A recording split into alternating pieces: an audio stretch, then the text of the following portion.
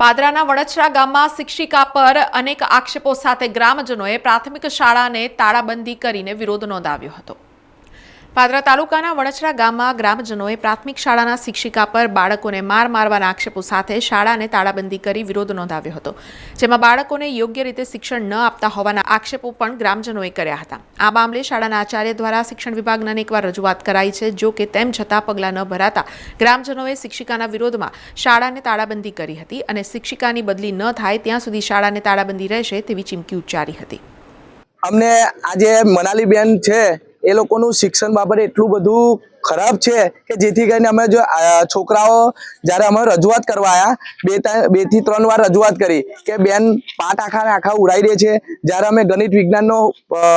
Subject લેતા હોય ત્યારે એ લોકોએ છોકરાઓ એવું કહે છે કે અમને સમજણ પરથી તમે ઉદાહરણ તરીકે ગણિતની અંદર તમે બોર્ડ પર લખાવો તો બેન છોકરાઓને બેન એવું કહે છે કે તમારા બાપે કે આ પાઠ્યનું દાન કર્યું નથી। બીજું કે એ લોકોને મોબાઈલ અને હેન્ડસ્ફ્રી ગાલીને આખો દિવસ વાતો કર્યા કરે છે, વિડીયો જોયા કરે છે, બાકી કોઈ ભણવાનું કોઈ છે નહીં। એકને એક વાર કોઈ સૂત્રો લખવા લે, કોઈ દાખલા લખવા લે તો એમની મેં નોટો અમને ચેક કરી છે, એની અંદર એક જ લખેલું હોય કે ભાઈ આ 10 વાર લખી લાવજો, આવતીકાલે ફરી જાય તો આ બીજા 20 વાર લખી લાવજો, ફરી 50 વાર લખી લાવજો। એકની એક જ વાત કરે, જેમ તેમ કરીને એ આવી અને એમનો જે સમય પસાર કરવાનો છે, મફત પગાર લેવાની જે સિસ્ટમ છે એમની એ પૂરી કરે છે। બીજું કે અમે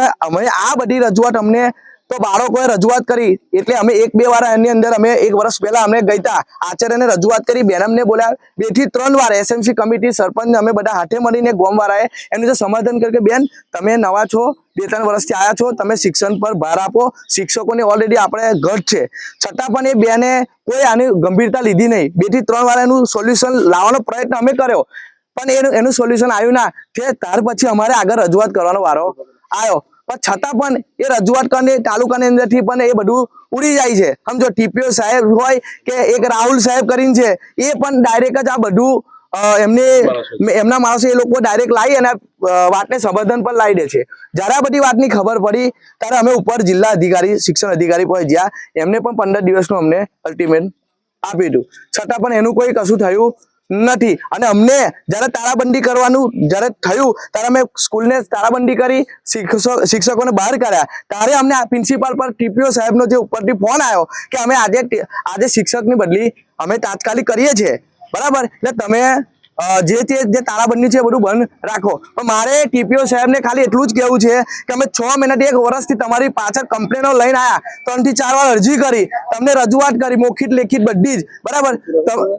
છતાં આ લોકો કોઈ નિર્ણય લાયા ના। જ્યારે તાળાબંધી કર્યો ત્યારે અમને અભ્યાસક્રમની જરૂર પડી, પહેલા 6 મહિના પહેલા કશું કર્યું નતું। આજ રોજ અમારી વનછરા આદર્શ પ્રાથમિક શાળા એટલે કે ગુજરાતી શાળાની અંદર જે તાળાબંધી થઈ છે એનું મુખ્ય કારણ એક જ છે કે મનાલીબેન પી જોશી જેઓ વિરુદ્ધ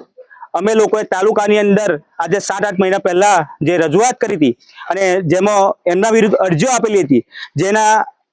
અરજીઓ વિરુદ્ધ જે લોકોએ તાલુકાની અંદર જે તપાસમાં મોકલ્યા હતા એ લોકોએ 2 વખત તપાસ કરવામાં આવી હતી, એ લોકોએ જિલ્લાની અંદર મનાલીબેનની તરફેણની અંદર તપાસ કરેલી છે। એટલે કે જે લોકોએ જેના વિરુદ્ધની અંદર આખું ગામ હતું, આખા શિક્ષકો હતા અને જે છોકરાઓ બોલતા હતા એ લખવામાં નહીં આવ્યું અને એના તરફી તપાસમાં થયેલી છે, જેના લીધે તાલુકામાંથી કે જિલ્લામાંથી કોઈ પણ મનાલીબેનની વિરુદ્ધની અંદર કાર્યવાહી થઈ નહીં। આજે 15 દિવસ પહેલા જ્યારે અમે જિલ્લાની અંદર તપાસ કરવામાં ગયા ત્યારે અમને ખબર પડી કે તાલુકાની અંદરથી જે તપાસના કાગળો આપવામાં આવ્યા હતા તેમાં મનાલીબેનની તરફેણની અંદર કાગળો આપવામાં આવ્યા હતા। આજે તે વખતે જ્યારે ડીપીઓ સાહેબને જ્યારે કહેવામાં આવ્યું કે અમે કાલે આજે છોકરાઓના ભવિષ્યના લીધે અમે તાળાબંધી કરવાની અંદર ફરજ પડશે, તો સાહેબે એવું આશ્વાસન આપ્યું હતું કે 15 દિવસ એટલે કે છેલ્લી મને 20 તારીખ આપો, 20 તારીખની અંદર અમે તેના વિરુદ્ધ કાર્યવાહી કરીશું। આજે 22 તારીખ થઈ છે પણ તે છતાંય કોઈ કાર્યવાહી થઈ નથી, જેના લીધે આજે અમને તાળાબંધી કરવાનું ફરજ પડી છે। શું છે બેન છે જે મનાલી બેન છે તે કયા પ્રકારનું જે ભણતરને શું આપશે? ભણતરની અંદર જ્યારે છોકરાઓને બનાવવામાં આવે છે ગણિત વિજ્ઞાનનો પીરિયડ લે છે મેડમ, જેની અંદર જે બેન કશું શીખવામાં નહીં આવતું અને પ્રોજેક્ટ ઉપર જે બનાવવામાં આવે છે તેમાં છોકરાઓને પાઠ ઉડાવવામાં આવે છે। જ્યારે છોકરું કોઈ પૂછે છે ત્યારે એવું કહે છે કે ઘરે જઈને પોતાના બાપાને કહેજો કે શીખવાડે એવું। એટલે આ બાબતે જ્યારે અમે છોકરાઓએ અમને કીધું, જ્યારે અમે આચાર્યશ્રીની રજૂઆત કરી તો આચાર્યશ્રી કહેવા છતાંય એ મનાલીબેન કોઈ સુધારવા રાજી નથી। સમાચારોના સતત અપડેટ માટે TNN ન્યૂઝને YouTube પર સબસ્ક્રાઇબ કરી બેલ આઇકોન પ્રેસ કરો અને અમારી સાથે જોડાયેલા રહો Facebook, Instagram અને Twitter ઉપર.